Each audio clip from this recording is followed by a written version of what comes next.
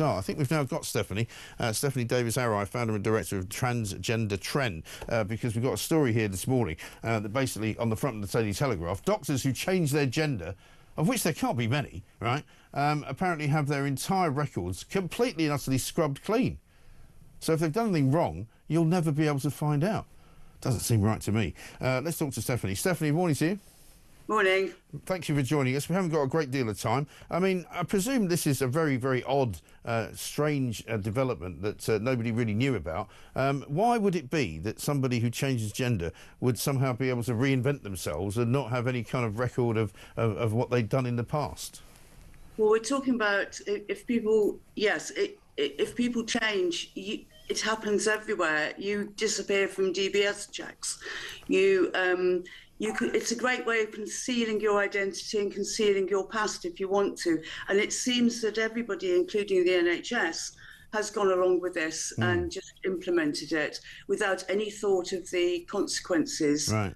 That for other people. Right. So even if Wes Streeting is promising to fix this particular loophole, it's not going to be fixed in every situation, for example. Well, the NHS, in changing those records, it changes doctors' records, it changes patients, it's the NHS number, and that's really dangerous as a practice as a whole for both patients and doctors. So patients don't know which sex a doctor is necessarily. If a woman asks for female-only care, within the NHS, she may be sent a man because he identifies as a woman. Right.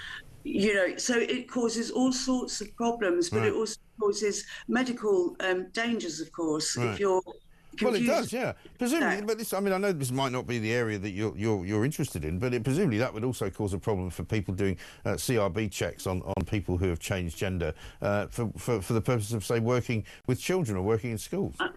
Absolutely, absolutely. And it does cause a problem within the NHS for children. If the NHS can't understand the difference between the sexes and base their policies on reality rather than on people's feelings, then how can we trust the NHS to look after the children that are coming in who are confused about their sex and need help? If the whole basis of the NHS is that our sex is immaterial, it doesn't matter, it's not real. Yeah.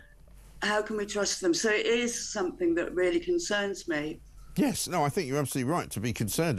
I think will concern everybody else, because I didn't realise that it was quite such a ridiculous situation. But Stephanie, thanks for explaining that to us. Stephanie Davies-Arai, founder and director of Transgender Trend. So if you change your gender, right, so if you're a bloke who wants to become a woman, might that not be a motivation?